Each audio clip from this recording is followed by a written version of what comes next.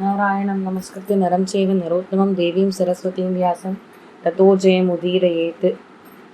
व्यासं वसिष्ठनप्तारं शक्तेः पौत्रमकल्मषं पराशरात्मजं वन्दे शुकतातं तपोनिधिं। व्यासाय विष्णुरूपाय व्यासरूपाय विष्णवे नमो वै ब्रह्मनिधे वासिष्ठाय नमो नमः. நம சர்வேபியः. பாரதத்தில் அடுத்தபடியாக நாம் அனுபவிக்க வேண்டியது சம்பவ பருவம், ஆதி பருவத்தில் இருக்கக்கூடிய உபபருவம். அதில் யயாதியினுடைய சரித்திரத்தை அன்வைக்கணும். பிரஜாபதேஸ்து தக்ஷஸ்ய மனோர்வைவஸ்வதஸ்ய ச பரதஸ்ய குரோ புரோ ராஜம் ஈடஸ்ய சானக. ஹே குற்றமற்றவரே, வைஷம்பாயனர் பரீட்சித்து மகாராஜாவினுடைய பிள்ளையான ஜனமேஜயனை பார்த்து சொல்லக்கூடிய விஷயம்.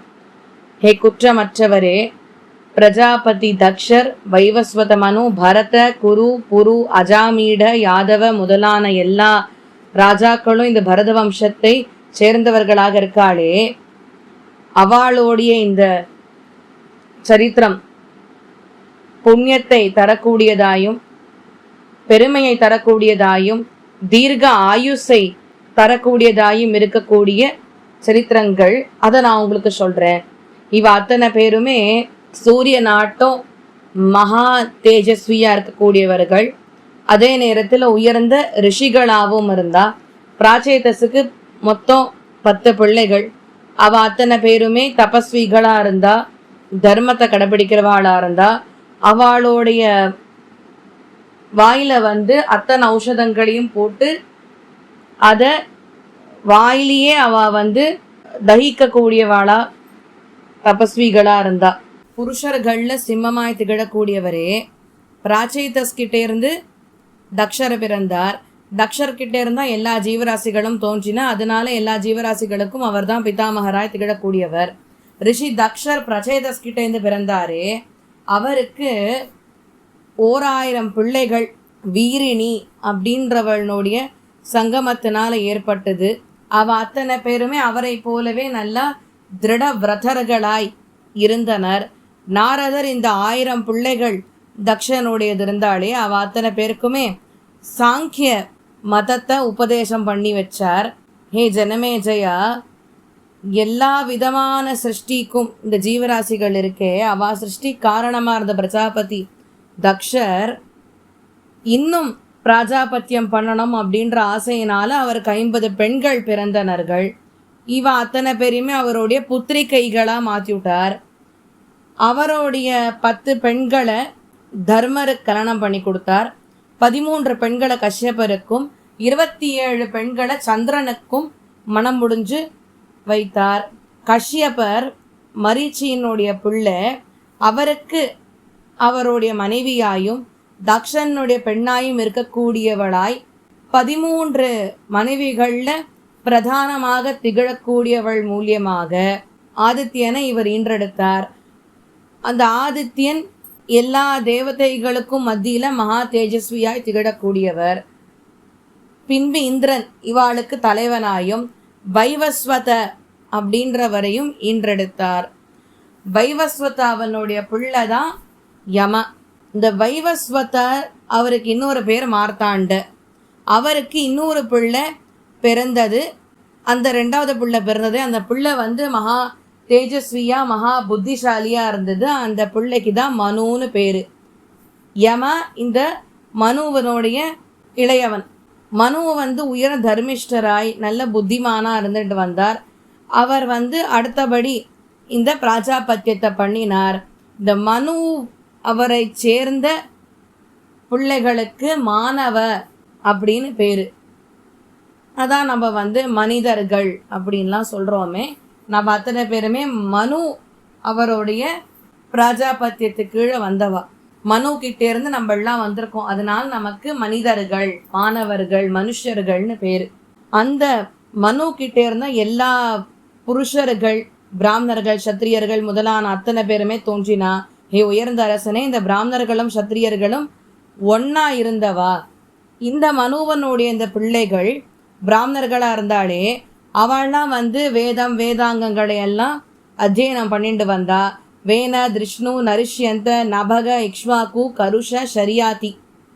அதன் பின்பு 8வது குழந்தை, அது ஒரு பெண், அவளுக்கு இலான்னு பேரு. 9வது குழந்தை தான் பிரிஷத்ர. அதன் பின்பு 10வது பிள்ளை நாபகரிஷ்டன். இவாளை தவிர 50 பிள்ளைகள் தனியாக மனுவுக்கு இந்த பூமியில் பிறந்தனர்.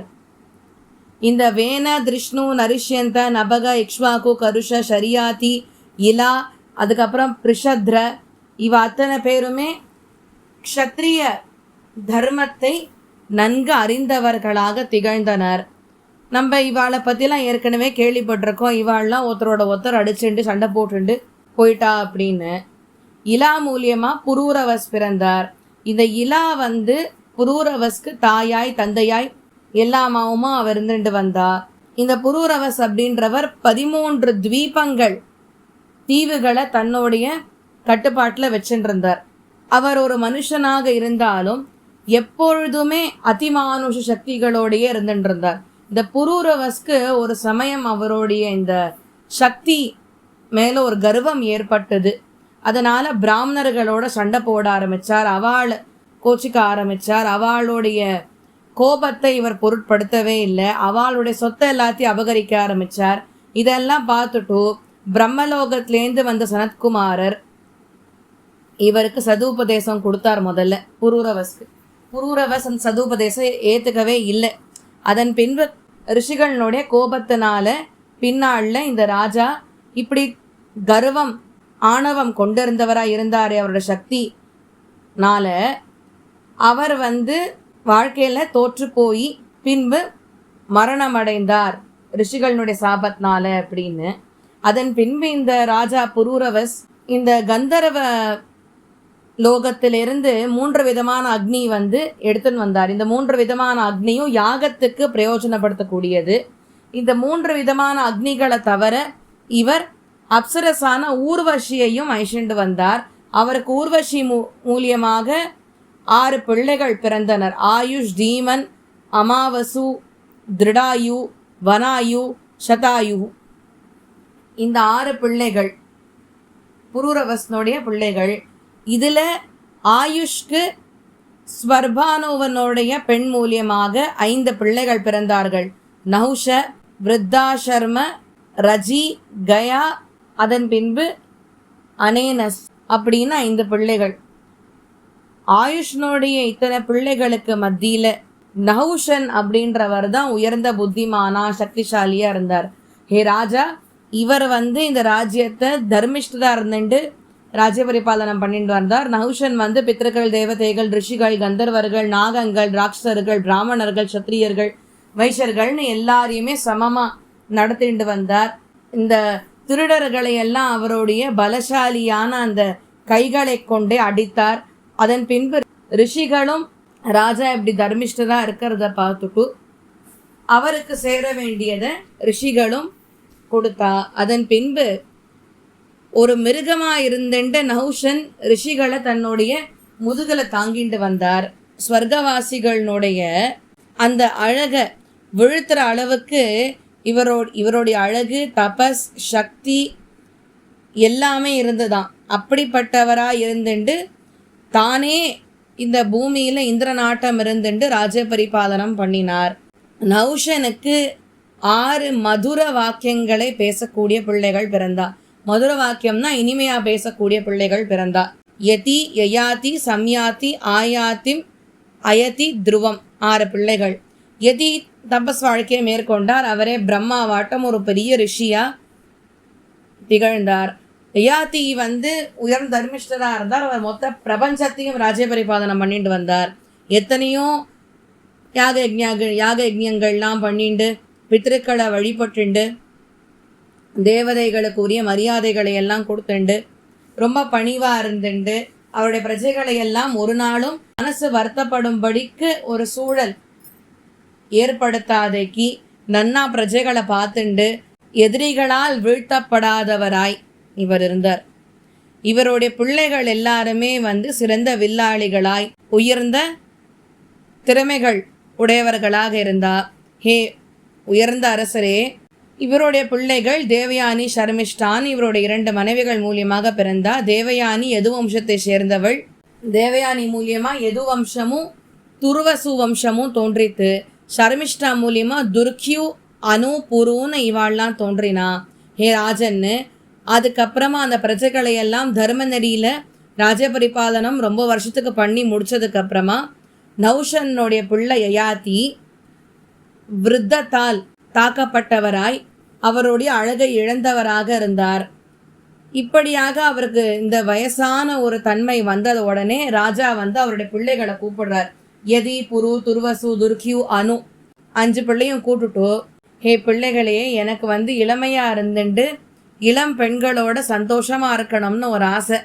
நீங்க தான் எனக்கு இதை பண்ணி கொடுக்கணும் அப்படின்னா. உடனே மூத்த பிள்ளை கேட்டானா, தேவயானியினுடைய பிள்ளை, உங்களுக்கு எதுக்கு இந்த இளமை வேணும்? அதை வச்சு நீங்கள் என்ன பண்ண போறீங்க? நான் யயாதி சொன்னாராம், என்னோடய விருத்தத்துவத்தை ஏற்றுக்கோ, உன்னோடைய யௌவனத்தை எனக்கு கொடுத்துடு, நான் சந்தோஷமாக இருக்கேன் கொஞ்சம் வருஷத்துக்குன்னா. ஒரு பெரிய யாகம் நடந்துட்டு இருக்கிறச்சே ரிஷி உஷனஸ் அவரால் சபிக்கப்பட்டவராய் நான் மாறினேன் அந்த யாகத்தின் போது. அதன் பின்பு அதனால என்னோட சக்திகள்லாம் இழந்து சுகபோகங்களை எல்லாம் அனுபவிக்க முடியாத ஒரு சூழல் ஏற்பட்டு கொடுத்தோம். அதனால என் பிள்ளைகளே, நான் உங்களுடைய இந்த இளமையை வச்சுட்டு நான் சந்தோஷமாக சுகபோகங்கள்லாம் அன்வைக்கணும்னு பார்க்குறேன்னா, நீங்கள் என்னோட இந்த விருத்தத்துவத்தை ஏற்றுக்கோங்கோ, உங்களுடைய யௌவனத்தை எனக்கு கொடுங்கோ, அதனால நான் அந்த யௌவனத்துவத்தை கொண்டு சுகபோகங்களை எல்லாம் அனுபவிப்பேன். எதுவும் மற்ற பிள்ளைகளும் ஒத்துக்கவே இல்லையா. அதனால இவர் நேர இவருடைய இளம் பிள்ளையான புரு கிட்ட போயிட்டு கேட்குறார். கேட்ட உடனே புரூரவர் சொன்னாரா, ஏ ராஜன்னு, என்னோட இளமையை உங்களுக்கு கொடுத்து விடுறேன், உங்களுடைய விருத்தத்துவத்தை நான் ஏற்றுக்கிறேன், ஏற்றுண்டு நான் இந்த ராஜ்ய பரிபாலனத்தை பண்ணுறேன், நீங்கள் எப்படி சொல்கிறீங்களோ அதுக்கேற்ற மாதிரி நான் பண்ணுறேன்னா. அதன் பின்பு ராஜரிஷியான யயாதி அவருடைய விருத்தத்துவத்தை அவருடைய தபசக்தியை கொண்டு புருவுக்கு டிரான்ஸ்ஃபர் பண்ணினார். புரு அவருடைய தபசக்தியை கொண்டு யயாதிக்கு அவரோட யௌவனத்தை டிரான்ஸ்ஃபர் பண்ணினார். ராஜா மறுபடியும் ஒரு இளம் யௌவனனா மாறிவிட்டார். புரு ராஜாவோட விருத்தத்துவத்தை ஏற்றுன்றதுனால அவர் வயதானவராக மாறினார். அவர் ராஜ பரிபாலத்தை பண்ணிட்டு இருக்கார். 1000 ஆண்டுகள் கடந்தும் யயாதி ராஜாக்களில் சிறந்தவராய் திகழக்கூடியவர், சுலபத்தில் தோல்வியை தழுவாதவர். அவர் தெம்பா திருடமாக ஒரு புலி ஆட்டம் ஸ்ட்ராங்காக இருந்தாராம். ரொம்ப வருஷத்துக்கு அவர் அவருடைய மனைவிகளோட சௌக்கியமாக சுகபோகங்களை அன்வயிச்சுண்டு வந்தார். அவர் இந்த விஸ்வச்சி அப்படின்ற இந்த அப்சரஸ் பெண்ணோட சித்திரரத என்று சொல்லக்கூடிய கந்தர்வராஜனோட நந்தவனங்களில் சுகபோகங்களை அன்வயிச்சுருக்கார். இந்த உயர்ந்த ராஜா அவருடைய ஆசைகள் தீராதே இருந்துட்டு தான். அதனால ஒரு சமயம் இந்த ராஜாவுக்கு புராணங்களில் சொல்லப்பட்ட இந்த விஷயம் ஞாபகத்துக்கு வருதான். நஜாத்து காமஹ காமானாம் உபபோகேன சாம்யதி ஹவிஷா கிருஷ்ண வர்த்மேவ பூய ஏவாபி வர்ததே. ஒருவனுடைய ஆசைகள் எப்பொழுதுமே தீரவே தீராது, அதில் அவன் திருப்தி பட்டுக்கவும் மாட்டான். ஒருத்தனுக்கு ஆசைகள் இன்னொரு புறத்தில் பார்க்கறச்சே எப்படி இருக்கான், எப்படி ஒரு யாகத்தில் நம்ம இந்த ஹவிர்பாகமான இந்த நெய்யை சேர்க்கறச்சே அந்த அக்னியானது கொழுந்து விட்டு இன்னும் எரியறதோ அதிகமாக, அந்த மாதிரி ஒருவனுடைய ஆசைகள் இந்த பூமியில் இருந்துகிட்டே இருக்கும். அவன் இந்த பூமியில் மொத்த பிரபஞ்சத்தையுமே அதில் இருக்கிற மாணிக்க வஜ்ர வைடூரியங்கள், கடல்கள், மலைகள், ஸ்திரீகள் அத்தனையோடையும் சேர்த்தே அவன் அன்வயித்தால் கூட அவனுக்கு திருப்தின்றது ஏற்படாது. அவன் அப்பயும் இன்னும் வேணும் இன்னும் வேணும் தான் ஆசைப்படுவான். எப்போ ஒரு மனிதனானவன் மனசால் வாக்கால் சரீரத்தால் பாப்பத்தை செய்யாதிருக்கின்றானோ, எந்த விதமான ஜீவராசியும் ஹிம்சிக்காத இருக்கின்றானோ, அப்படிப்பட்டவன் தான் பிரம்மத்தை அடைய முடியும். எப்போ ஒருவன் எதை கண்டும் அஞ்சாது, மற்றவர்களால் பயம் கொள்ளாது, மற்றவர்களையும் பயமுறுத்தாது இருந்துண்டு எதுக்கும் ஆசைப்படாத, யாரையும் காயப்படுத்தாத இருக்கானோ, அப்பதான் அவன் பிரம்மத்தை அடைய முடியும். இந்த உயர்ந்த ராஜா புத்திமான் இல்லையா, அதனால் அவர் இது எல்லாத்தையும் பார்த்துட்டு கரெக்டு தான், புராணத்தில் இப்படி தான் சொல்லியிருக்கு, நம்மளும் அதே மாதிரி தான் இருந்துட்டு இருக்கோம், நம்ம இதுக்கு மேலே இப்படி இருக்கக்கூடாது அப்படின்றத புரிஞ்சுண்டு அவர் அவருடைய விருத்தத்துவத்தை திருப்பி வாங்கிண்டு தன் பையன் புருவனுடைய யௌவனத்தை திருப்பி அவருக்கே கொடுத்துட்டார். இவருடைய இந்த ஆசைகள் இன்னும் போகலை, இன்னும் நிறைய அனுபவிக்கணும்னு தான் அவருடைய ஆசை இருக்கு யயாதிக்கு. இருந்தாலும் எதுக்கு இது அப்படின்னு சொல்லி தன்னுடைய விருத்தத்துவத்தை திருப்பி வாங்கிட்டு பிள்ளைக்கு யௌவனத்தை திருப்பி கொடுத்துட்டு புரூரவச ராஜாவாக்கிட்டு அவர் சொல்றாராம், அப்பா உன்னிடத்திலிருந்து இனி இந்த ராஜ்யமானது தொடரும், நீந்தான் என்னோட உண்மையான பிள்ளை, நீந்தான் ராஜாவா இருக்கிறதுக்கு எனக்கு அப்புறம் தகுதியானவன், என்னுடைய ராஜ்யமானது உன்னால் ஆளப்படட்டும், இனிமே என்னுடைய வம்சமானது உன்னுடைய பெயருக்கு பின்னால் ஒரு பெயருடன் ஏற்பட்டு நன்னா இருக்கும் அப்படின்னு சொல்லி யயாதி ஆசீர்வாதம் பண்றார். அதன் பின்பு ராஜாக்கள்ல சிறந்தவரானவர் புருவ ராஜாவாக்கிட்டு நேர பிருகு பர்வதத்துக்கு போயிட்டு பெரிய தபஸெல்லாம் பண்ணிட்டு உயர்ந்த தபஸ்வியா மாறினார். நிறைய வருஷம் அவர் காலத்தினுடைய கட்டுப்பாட்டில் தபஸ்கள்லாம் பண்ணிட்டு வந்தார். அதன் பின்பு உயர்ந்த விரதங்களை எல்லாம் கடைப்பிடிச்சுட்டே வந்தார். பின்பு அவருடைய மனைவிகளோட சேர்ந்துட்டு ஸ்வர்க்கத்தை அலங்கரித்தார். யயாதியினோட சரித்திரம் தொடரும், அதை நம்ம நாளைக்கு பார்க்கலாம். ஏதேனும் பிழைகள் இருந்தால் பிரிவாக க்ஷமிக்கணும்னு பிரார்த்திச்சுக்கிறேன். கவிதாருக்கு சிம்ஹாய கல்யாண குணசாலினி ஸ்ரீமதே வெங்கடேஷாய வேதாந்த குருவே நமஹா. நமஸ்காரம். பாரதம் தொடரும்.